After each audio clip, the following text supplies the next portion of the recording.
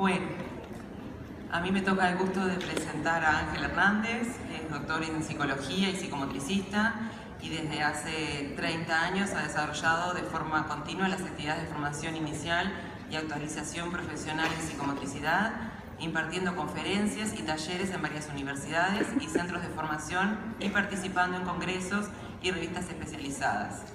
Actualmente, Ángel es el director de los programas de posgrado de especialista y máster en psicomotricidad de la Universidad de Cantabria en España. Bienvenido. Muchas gracias. Antes de empezar, quisiera tener la oportunidad de expresar mi admiración por lo que en Uruguay se está haciendo por la psicomotricidad y por reivindicar el papel y las funciones del psicomotricista. Sin duda hay muchas batallas que lidiar todavía, pero sois un ejemplo inspirador. Por otra parte, quisiera agradecer al comité organizador y a su presidente, Juan Milá, el haber considerado que mi pequeña contribución podía ser del interés de un evento tan destacado como este.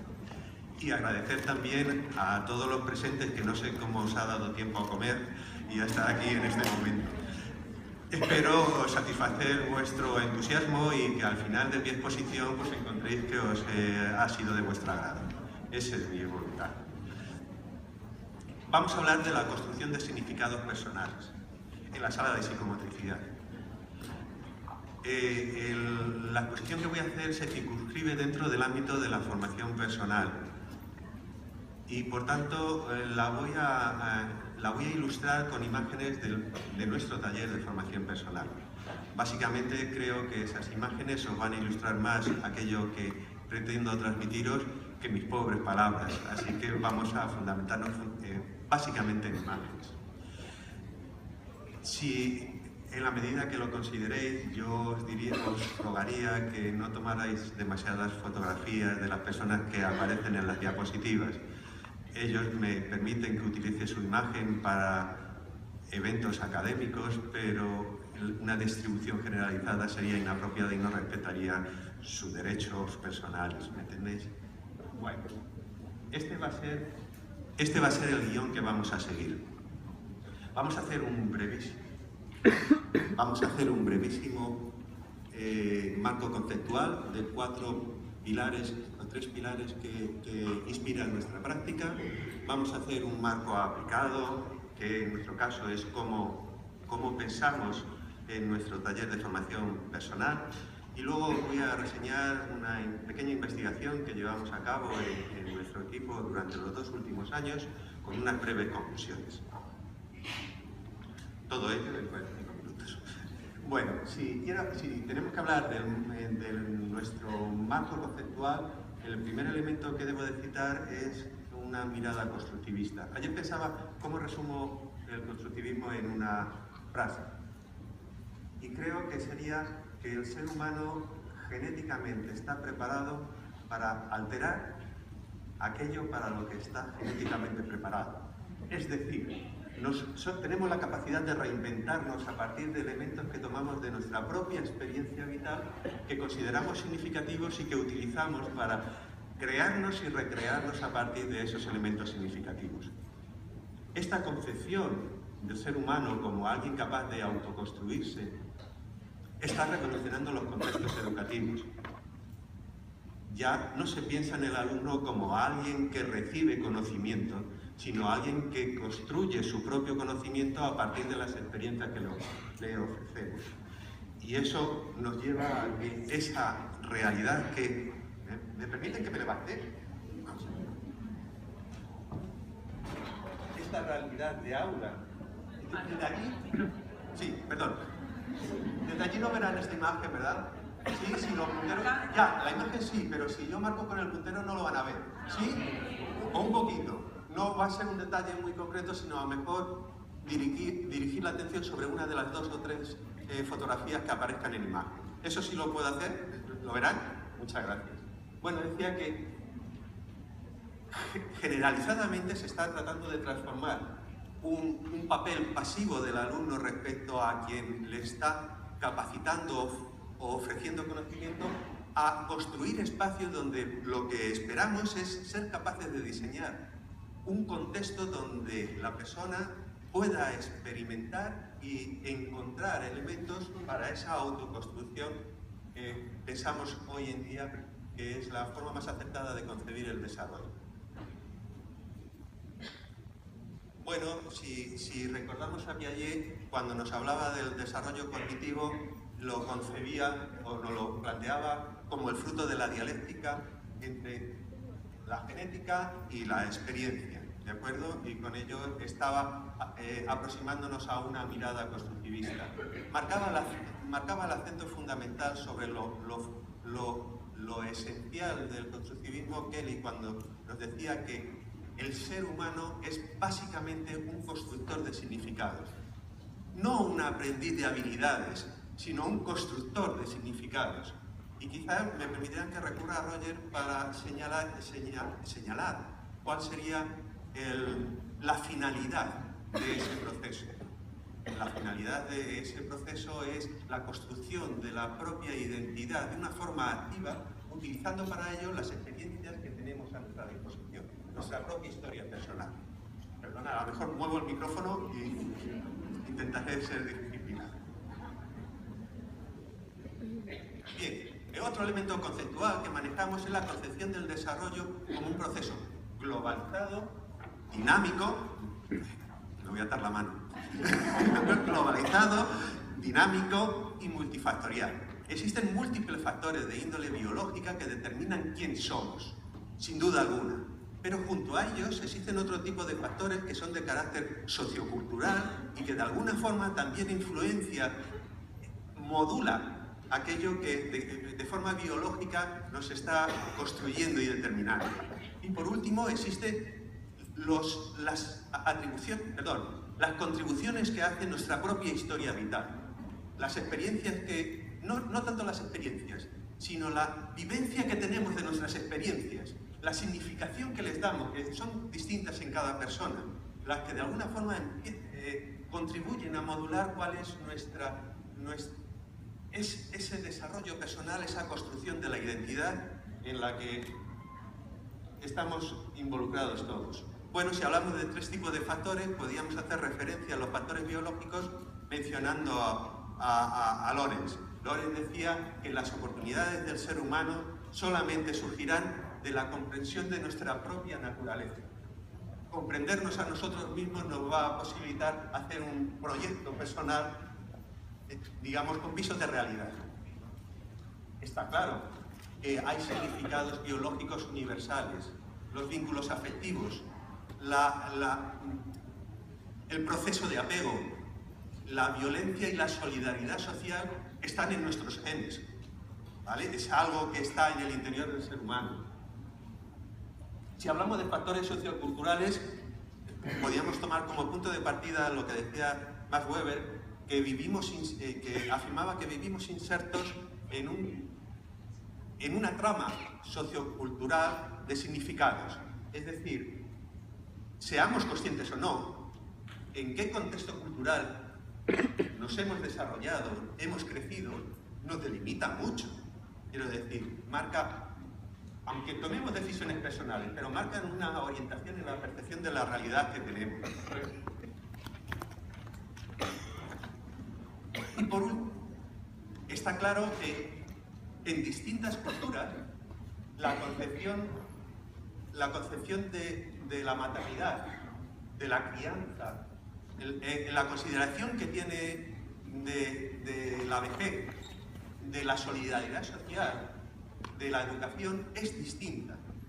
Como distinta es, por ejemplo, la concepción que tiene de una vaca en un contexto hinduista, de la que se tiene en un colectivo vegano o en una cadena de hamburgueserías. Es decir, se concibe la vaca de formas distintas. Cada individuo, según su contexto sociocultural, modula a aquellos elementos que nos determinan como seres humanos con carácter biológico y universal. Los significados socioculturales son muy importantes porque crean una intersubjetividad.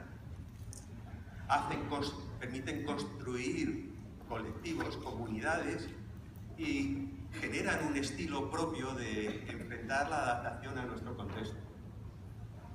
Si hablamos de factores idiosincráticos, tenía una buena definición Kurt Lewin cuando decía que nuestra realidad venía definida por la interacción dinámica de todos nuestros significados personales, y en ello incluía las creencias, los valores, nuestros recuerdos de nuestras experiencias personales, nuestras expectativas de futuro, etc. Él lo denominaba esto el campo psicológico, y es como si volcáramos unos imanes sobre una mesa.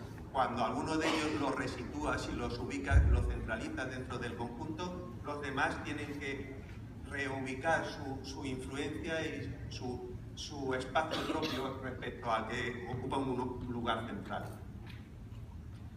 Cuando tengo auditorios más pequeños, me gusta lanzarles una pregunta. Para hablar de esto, de los significados idiosincráticos del individuo, suelo decirles, para ustedes, ¿qué es el amor? Para algunas personas, el amor es un viaje a lo desconocido. Para otras, quizás es un deporte de riesgo, ¿vale? Y para otras es, como decía aquel, un momento transitorio de locura. O el sol que ilumina la vida. O, quizás algo más poético, una obra construida día a día entre dos personas. O más.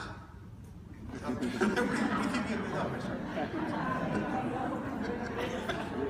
Bueno, lo que a nosotros nos interesa, o hacia donde quería llevar la reflexión, es que comprender lo que comunicamos tiene que tener en consideración no solamente aquellas raíces biológicas de nuestro comportamiento y de nuestra forma de sentir la realidad, sino también las modulaciones que ejercen nuestro contexto sociocultural y las propias vivencias y nuestras características individuales.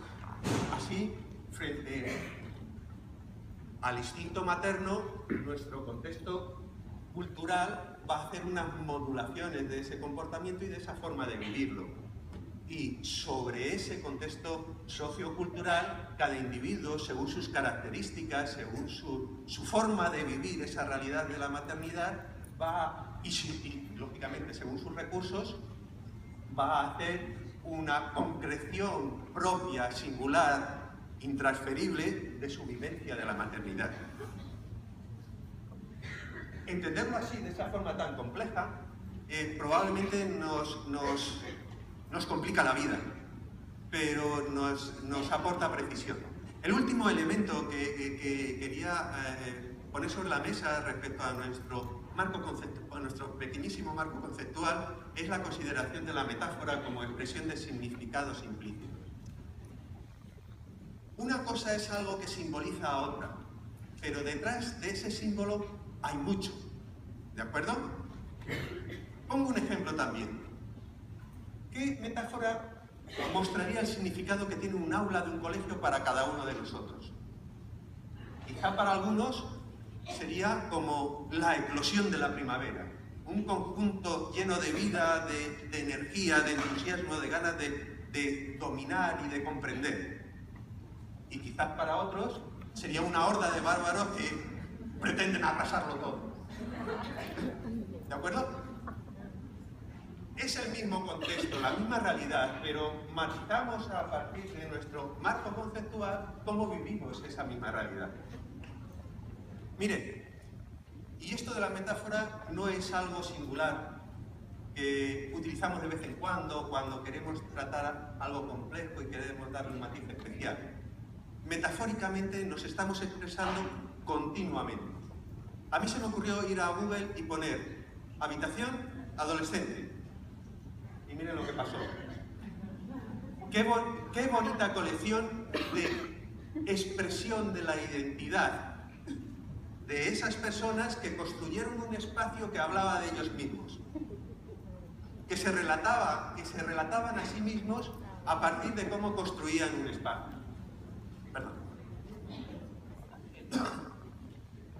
No, muchas gracias. Ya cuando se me caiga la voz voy a poner. Ahora estoy en plena falla. No, nada. Bueno, quiero resaltar que esto de la expresión, la metáfora no es solamente un instrumento de expresión. La metáfora es un instrumento de autoconstrucción, porque la dinámica de la metáfora es ampliar las asociaciones con otros significados y construir nuevas redes. No simplemente utilizamos la metáfora hacia afuera, sino que cuando reflexionamos sobre las cosas que son importantes para nosotros, utilizamos una conexión metafórica cuando no encontramos una relación directa, lógica, para comprender algo que ha sucedido. Bien, ¿y esto con la psicomotricidad qué tiene que ver? Estos tres pilares que decía, conceptuales, que nos inspiran en nuestro trabajo. Pues primero que, sinceramente, para mí, la sala de psicomotricidad es el prototipo del escenario constructivista por excelencia. Es una oferta de un escenario donde explorar y explorarnos, de una forma adaptada a uno mismo, al ritmo que cada uno necesita, respetando tu propio recorrido, de forma activa. No se me ocurre ningún ejemplo mejor de lo que representa un escenario constructivista que una sala de psicomotricidad. Decíamos antes que el individuo se construye a base de una trama de significados, dinámica, en movimiento, en evolución, según va incorporando experiencias vitales. Cuando reunimos a un grupo de personas dentro de una sala de psicomotricidad, eso se enriquece mutuamente. Cada uno de los asistentes aporta cosas que son útiles para la construcción de la identidad y para la reflexión sobre sí mismo del resto de las personas que comparten el aula con él. Y por último, todo ello, ciertamente, involucra expresiones directas. En la sala de psicomotricidad vemos gente que hace manifestaciones abiertas de agresividad, pero involucra muchas expresiones metafóricas, muy ricas a la hora de comprender cuál es la vivencia de esa persona y cómo se está expresando consciente e inconscientemente cuál es el camino que está recorriendo.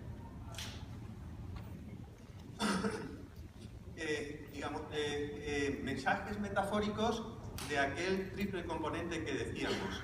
Hay contenidos y significados que son universales, de raíz biológica, que están presentes en toda la temática básica que aparece durante el juego. Agresividad, afectividad, elaboración y reelaboración de las pérdidas, las ausencias, los rechazos, etc. Hay componentes universales en las cualidades de los materiales y de los espacios que orientan nuestro trabajo dentro de la sala. ¿Qué material elegimos? ¿Cómo le utilizamos? No es algo casual, y hay mucha literatura al respecto, sin duda. Y incluso hay investigaciones en relación a la estructuración de los espacios y de los materiales dentro de la sala.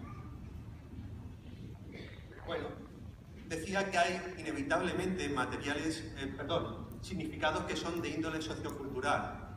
Si dejamos juego espontáneo dentro de la sala, van a surgir expresiones de aquello que hemos introyectado de nuestra educación, ¿de acuerdo? Los roles, las creencias, los usos y costumbres de la interacción, etc. Cómo vivimos la colectividad, cómo nos relacionamos o qué expectativas de proceso vital tenemos. Pero existen también, junto a ello, otros significados que son de índole más idiosincrático, más individual. Cuando nos sentimos indefensos o nos sentimos retadores y desafiantes, o cuando sencillamente nos sentimos hechos un lío, ¿de acuerdo? Bueno, la sala de psicomotricidad es un lugar donde nos expresamos y nos construimos a partir de significados que son básicos, como decíamos, la afectividad, los miedos, nuestros impulsos, y otros que son un poco más complejos, como por ejemplo girar la mirada hacia lo sobrenatural cuando el desafío es grande durante el juego, en nuestra reacción frente al vínculo ajeno, las acciones de maternaje que dejan espacio a la vigilancia a los peligros del entorno, o una contención disfrazada de protección. Bueno, o no, pero Hay algunos significados que hay que interpretarlos en clave idiosincrática, en clave de conocer cuál es la realidad individual de cada sujeto y la combinación de esos triples factores que hablábamos antes. Bueno, el marco aplicado, os decía, el marco aplicado de donde surge esta experiencia es el taller de formación personal. Básicamente nos marcamos dos objetivos. Uno que sería la autoconciencia o autorregulación de la propia expresión consciente y otro que sería el desarrollar la capacidad de negociación respecto a los significados del otro, tomando como eje la propia realidad del otro, no la nuestra, y con un absoluto espíritu de respeto a su propia realidad. Bueno, podríamos establecer como dos partes o dos aspectos dentro de nuestro proceso. Una primera parte donde trabajamos darnos los permisos, tanto de expresión personal que hablábamos esta mañana, aceptarnos o permitirnos jugar, y el permiso que nos tenemos que conceder mutuamente a la interacción corporal con el resto de los compañeros. La autoconciencia de cuál es nuestra expresión tónica y el trabajo sobre el fondo tónico. Trabajamos esto con los juegos de reaseguración profunda que nos planteó Cory esta mañana, lo voy a pasar muy rápido, y con el juego simbólico.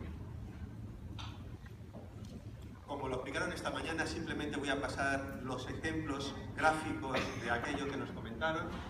Juegos de oposición y destrucción. Juegos tónico-emocionales como los balances, los desequilibrios, las caídas.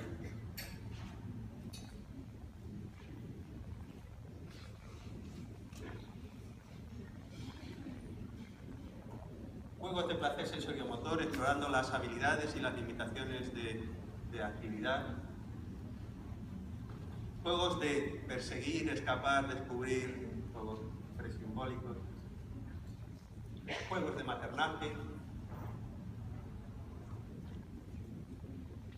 Y juego simbólico espontáneo.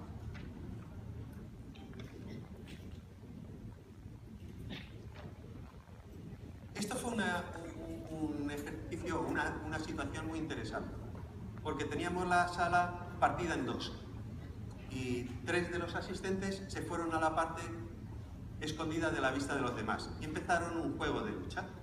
Y en un momento determinado la lucha derivó en una agresión sobre un chivo expiatorio, que era el muñeco que tenemos en sala. Cosa que convulsionó emocionalmente al tercero en discordia, a la compañera que no entraba en ese juego y que apartó a todos, cogió el muñeco y se fue. Un poco paralizada por la situación. Es muy interesante de analizar. Bueno, como decíamos, contenidos que trabajamos son los permisos, los propios permisos para jugar y los permisos de interacción entre nosotros, las actividades de piel para ello, lógicamente.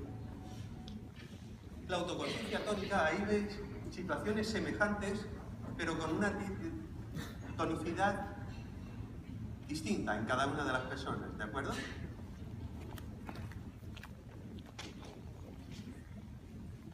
Hablamos o trabajar, surge el diálogo tónico con o sin objeto mediador, con o sin contacto. Este también fue un ejercicio extraordinario, porque lograron una perfecta sincronía espontánea. Deambularon por toda la sala durante mucho tiempo y disfrutaron como locas. Fantástico, extraordinario. Trabajamos situaciones de funcionalidad, pero nos interesa el matizar que, como decíamos antes, no debemos de renunciar a hacer un análisis complejo de los factores que están expresándose a través de esa actividad. Hablábamos de las cualidades y lo que expresaban distintos materiales. Bueno, ahí os he recogido algunas instantáneas de telas utilizadas con un significado distinto, ¿de acuerdo? Lo recogen, le dan autoridad, le distancian del grupo, le dan fuerza y cualidades o le hacen desaparecer. son telas también, pero hay que entender en su globalidad cuál es el uso de ese material. Situaciones enormemente metafóricas. Estas son dos grandes amigas que construyeron una piel compartida. Esta chica se involucró, se empeñó durante mucho tiempo en construir una estructura de casa muy frágil. Se le caía constantemente y ella se empeñaba en seguir intentando. Al final la rellenó de una maraña de red y en medio de la maraña ella. Y esta otra, en este otro caso, pues buscando un objeto de apego, se encontró un objeto de muchas aristas. Hay situaciones que nos expresan el olvido del otro y otras cosas que a veces también en la vida nos pueden pasar, ¿verdad? Y es que alguien se nos aproxima diciendo que nos va a ayudar y al final acaba apoyándose en nosotros.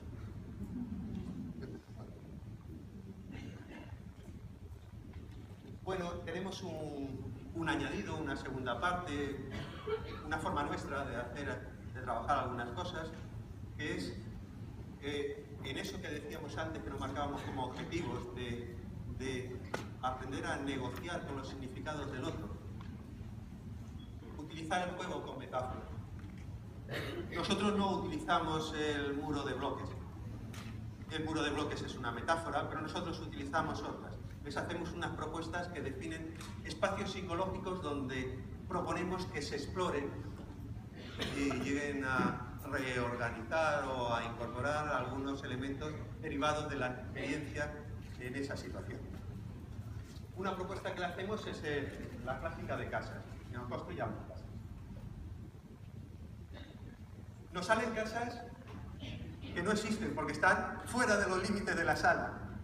Nos salen casas que son sencillas, que solamente, que lo único que nos importa de ellas es que nos permitan estar juntos. Y casas donde justo lo contrario, dividimos los espacios.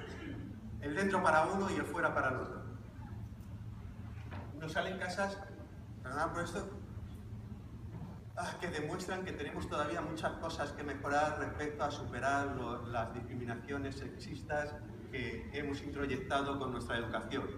Una típica casa de chicos hecha solo por chicos que buscaron el más grande, más alto, más fuerte, y una casa de chicas que buscaron una esquina donde jugar a las banditas.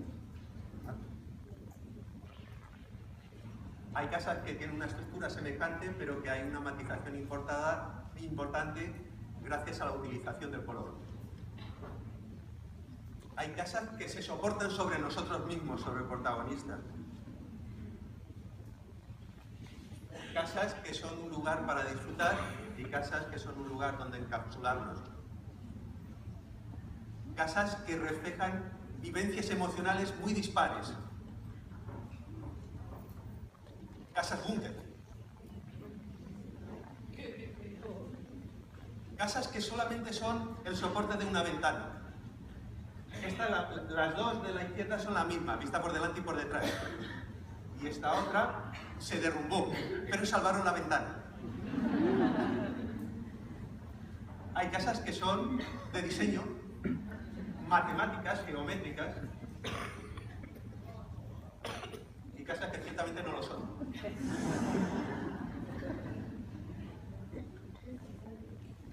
Bueno, otra de las propuestas, de las propuestas que trabajamos sobre, bueno, como sugerencia para generar un espacio donde explorar es los arquetipos del niño. Ustedes recuerdan, el niño, la madre, el ciudadano, los amantes, el mago, el sabio, el dios, el gobernante, el explorador, el bufón, el guerrero y el bandido. Oh, perdón, los arquetipos de Jung que todos conocen. No lo repito, ¿verdad?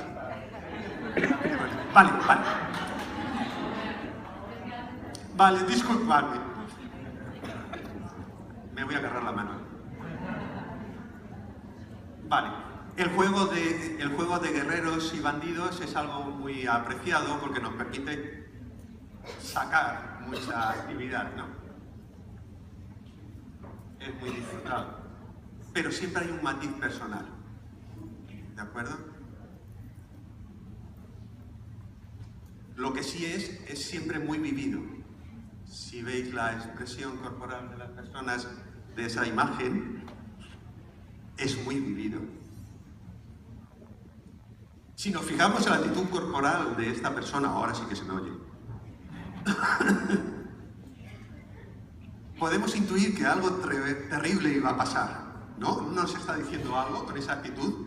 Estaba buscando una víctima objeto de su crueldad y buscó a una madre con su bebé. ¿De acuerdo? Esta es la secuencia de la acción, pero se olvidaba que no hay nada más poderoso que el instinto maternal. Al final no consiguió su objetivo.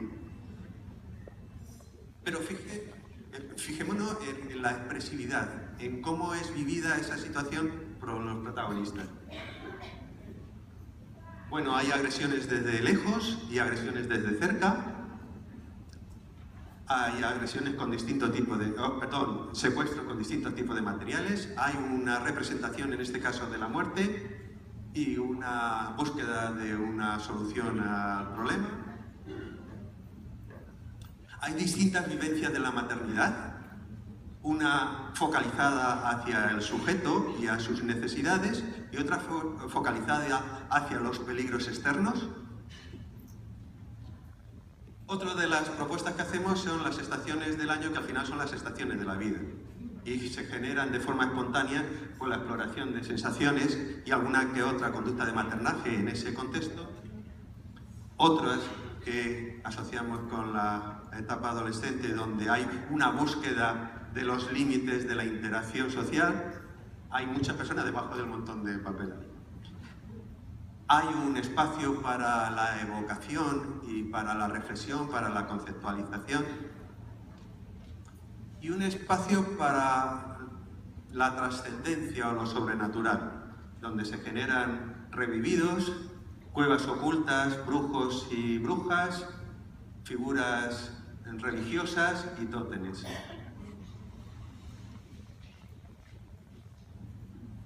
Proponemos el mundo animal, lo cual enfrenta al sujeto a las limitaciones de su propia proyección.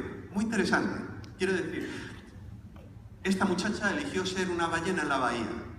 Y luego, ¿qué narices hago siendo una ballena en la bahía?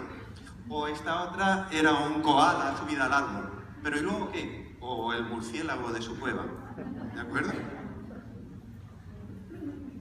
Esta sí tenía una visión clara de cuál era el dominio de su propia historia. ¿De acuerdo? Nuestra pantera negra se hizo una atalaya, la decoró, explicando exactamente cuáles eran sus intenciones. Fijaros la diferencia de actitud corporal con el pobre pingüino que estaba al lado. Y esperó el momento de que llegara la víctima deseada. Y fue certera. En un momento de esta actividad, de este juego libre, en el contexto de la propuesta que le hacemos, yo suelo sugerirles que si alguien quiere, se convierta en humano y que domestique a alguno de los otros compañeros. Curiosamente, a estas alturas de la película, fundamentan su domesticación en el sometimiento. Yo me sirvo del Principito para explicarle lo que le decía el zorro al príncipe. Si quieres domesticarme y que puedas jugar conmigo, tienes que dejar de ser un ser humano cualquiera y ser alguien importante para mí.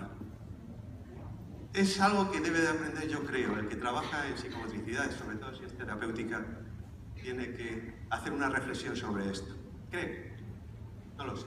Otra de las propuestas que hacemos es construir una cultura nueva y elegir y vivir 3 rituales, cualquiera a elección de las personas que constituyen el grupo. En este caso, eligieron un nacimiento, una muerte violenta por suicidio y una ofrenda a un santuario. Y por su cuenta y riesgo, pues enlazaron y volveremos a ello, porque luego tengo algo que contarles respecto a lo que se generó aquí. Muy interesante. El último que les voy a presentar es uno que llamamos nosotros los espacios interiores, donde hacemos propuestas de que cada uno busque la expresión de la depresión, la ansiedad, la soledad, la violencia, la agresividad, y que el otro trate de intervenir negociando su incorporación a esa vivencia y tratando de modificar la situación de esa persona. Bueno, estos son ejemplos. Esta es un ejemplo modélico, una excelente alumna. Supo respetar los tiempos de la persona que estaba escenificando ese sentimiento. Supo abrirse paso de una forma respetuosa hacia el otro. Supo hacer el tránsito entre la fusionalidad y la promoción de la autonomía de una forma absolutamente impecable. Un excelente ejemplo. Y por último les voy a hablar, ¿cómo vamos? ¿Bien? Guay. Les voy a hablar de la pequeña investigación que nos tiene involucrados estos 2 últimos años. Habría que diferenciar 2 fases. En primer lugar, una cuantitativa y otra cualitativa. Estará en revista Iberoamericana de Psicomotricidad y Técnicas Corporales el mes que viene. Mucho más documentada y explicada de lo que yo voy a hacer aquí. Bueno, la investigación cualitativa quería confirmar algo que todos los psicomotricistas saben, y es que hay esos significados, quizá de carácter biológico universales, ¿vale? Que hay algunas expresiones en la sala de psicomotricidad que indubitablemente o casi indubitablemente nos quieren comunicar algo. Cogimos una muestra de 75 sujetos sin formación en psicomotricidad para evitar el sesgo que nuestra propia formación podía establecer en ellos a la hora de interpretar. Y utilizamos 11 imágenes de esa propuesta de escenario psicológico de las casitas para que nos dijeran qué resonancia tenía en ellos esas imágenes, esas producciones que se habían generado. Y utilizábamos como criterio, como elemento, como instrumento para su valoración, una adaptación de los 5 grandes factores de personalidad de Goldberg y de las 4 necesidades básicas de Goldberg.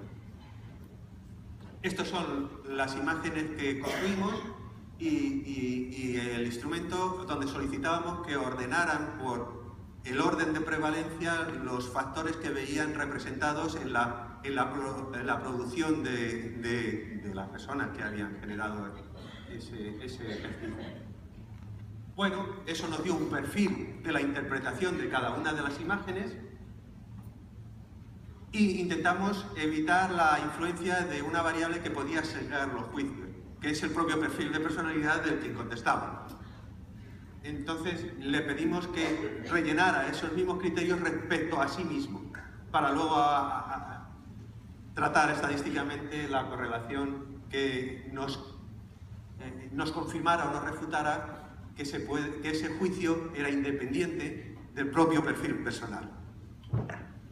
Bueno, nos dio los resultados, tanto para los 5 grandes factores de personalidad como para esas 4 necesidades básicas. Les traigo un ejemplo. Según esas personas, información en psicomotricidad, que les enfrentamos respecto a esas imágenes de producciones en el escenario de las casitas, esta producción en concreto puntuaba alto en creatividad, no sé si les parece creativa, puntuaba bajo en extroversión, daba la impresión de que no era una persona muy interesada en la interacción con otras personas, puntuaba alto en necesidad de protección, probablemente por la valla que le circunda, y puntuaba baja en necesidad de metas. No parecía que era una persona muy interesada en hacer evolucionar su presente. Desde el juicio de ellos. Hallamos la correlación de Pearson de las contestaciones con el perfil individual y ciertamente las correlaciones eran tendentes a cero. No se encontraba influencia entre el patrón de contestación a los estímulos y el perfil propio del sujeto que contestaba. Las investigaciones cuantitativas han ido sumándose a lo largo de estos 2 años. Lo que queríamos ver es si teníamos alguna estrategia para extender metafóricamente una de las vivencias generadas en la sala, de tal suerte que se generaran proyecciones que nos dieran material significativo sobre la persona que lo realizaba. Lo utilizamos con los alumnos del máster y lo que utilizábamos eran sesiones en las que ellos habían participado. Bueno, en esta imagen, por ejemplo, hacíamos grupos de 3 personas en las que uno era protagonista de la situación y otras 2 no, por ver si había una diferencia en cuanto a la involucración personal respecto a la interpretación que daba. Estas son, les preguntábamos, a partir de esa imagen genera una historia. Quiero decir, ¿qué podría estar pasando ahí en un contexto fuera de lo que es la sala de psicomotricidad? Bueno, si ven, la diversidad lógica aparece. Para el protagonista era una broma en una fiesta, como por ejemplo arrojar a alguien a una piscina, y para las otras personas que no estaban en la situación eran o alguien o un policía que estaba reteniendo a un ladrón, o bien, muy expresivo, rescatando a una princesa que no quería ser rescatada. ¿Vale? Creo que tiene bastante capacidad de expresar, digamos, constructos significativos dentro de del marco conceptual de la persona que hace el ejercicio. Bueno, no lo sé. Les poníamos como elemento comparativo o suplementario que dijeran cuál es el concepto que veían como eje central de aquello que estaba sucediendo.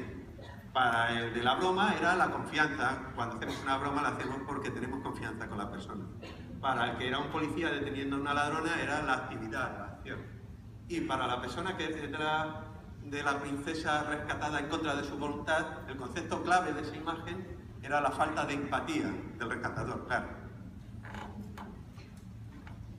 Seguimos elaborando bajo esta intención y vamos a retomar aquella escena del trabajo sobre la propuesta de generar rituales de una cultura reinventada por nosotros. Bueno, la muestra eran los mismos alumnos de nuestro máster de psicomotricidad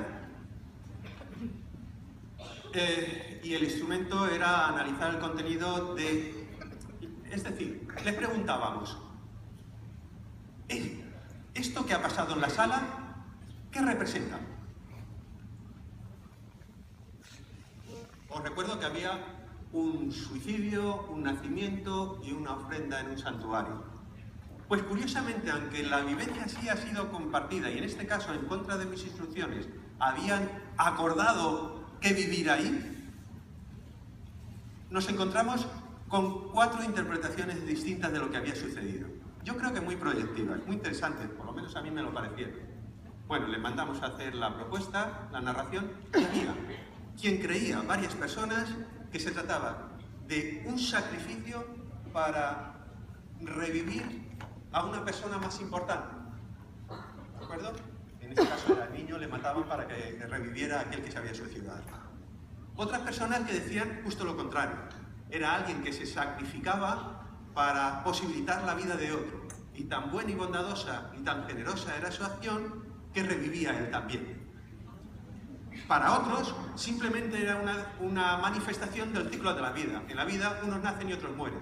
Punto. Y para otros tenían otro carácter un poco más filosófico y decían que a veces en la vida hay que morir para renacer. Bueno, perdón. En la tercera fase volvimos a la muestra no contaminada por su formación en psicomotricidad, a la muestra de alumnos de magisterio, y les volvimos a presentar esas 11 imágenes, eran alumnos distintos, las 11 imágenes de las construcciones de casitas que utilizamos en la fase cuantitativa. Y les pedimos lo que habíamos pedido a los anteriores, que construyeran una historia a partir de la imagen.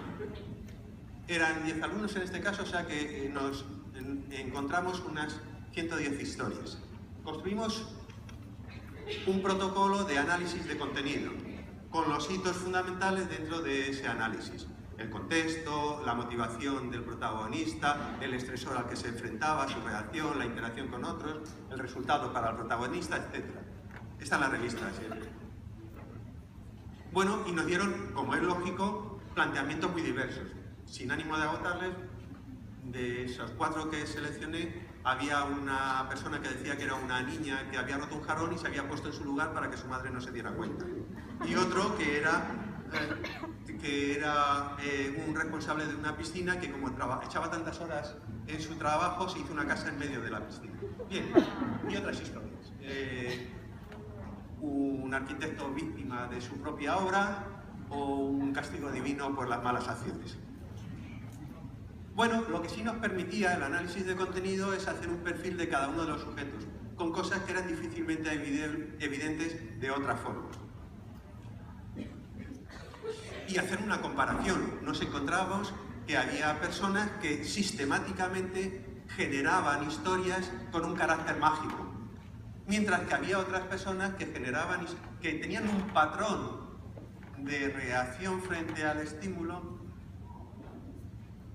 hiperrealista, y otras que nos mostraban unas producciones muy desorganizadas.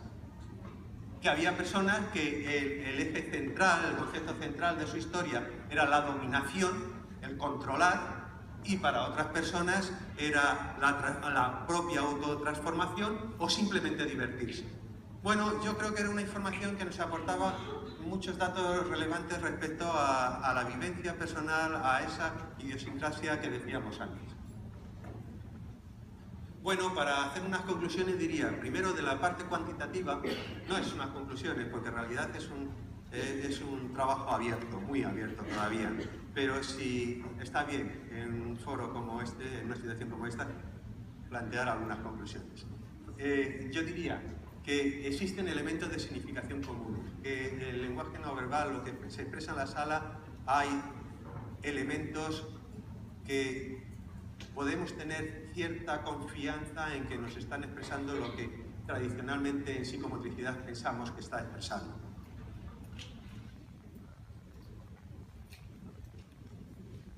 Y respecto a la investigación cualitativa, la importancia de lo que decía antes, de que cuando tratemos de comprender cuáles son los significados que se expresan a través de ese juego, a través de esa utilización metafórica del juego para mostrarnos, para representarnos, que no tengamos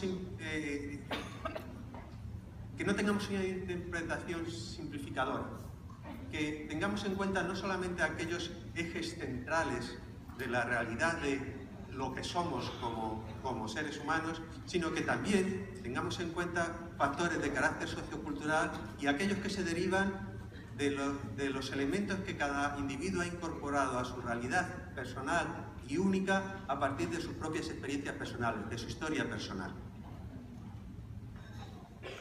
Bueno, algunas reflexiones personales para concluir. En primer lugar, que la expresión de quién somos no es algo que nosotros controlamos y sucede en algunos momentos determinados. Continuamente estamos mandando mensajes en nuestra forma de hablar, de sentarnos, de vestirnos, de estar. Estamos dando comunicación como aquellos adolescentes en la habitación de antes. Que es una expresión muy rica, multicausada, que no debemos de simplificar a la hora de esa interpretación, ni establecer marcos rígidos que empobrecen más que facilitar nuestra tarea de comprensión del otro. Que, sinceramente lo digo, no hay otro instrumento como la sala de psicomotricidad para permitir construir y reconstruirse a partir de una experiencia que es tan abierta que se adapta a la realidad del propio individuo, que puede marcar sus tiempos y que puede recoger sus propios significados idiosincráticos.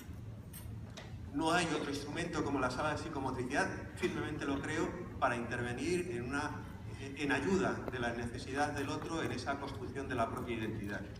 Y por último, pues la firme convicción de que la formación personal es un aspecto indispensable en la formación de un psicomotricista. Diría más, no la formación personal, sino el aprovechamiento de la formación personal, porque no basta con estar, hay que incorporar aquello que nos ofrece. No todo el mundo lo hace, aunque haya pasado por ello, ¿de acuerdo?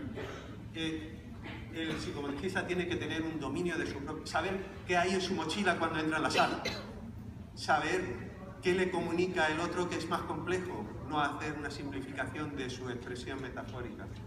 Y es ser capaz de reorientar el diálogo que se establece con el usuario para favorecer su desarrollo a partir de su propia realidad, no imponiéndole la nuestra.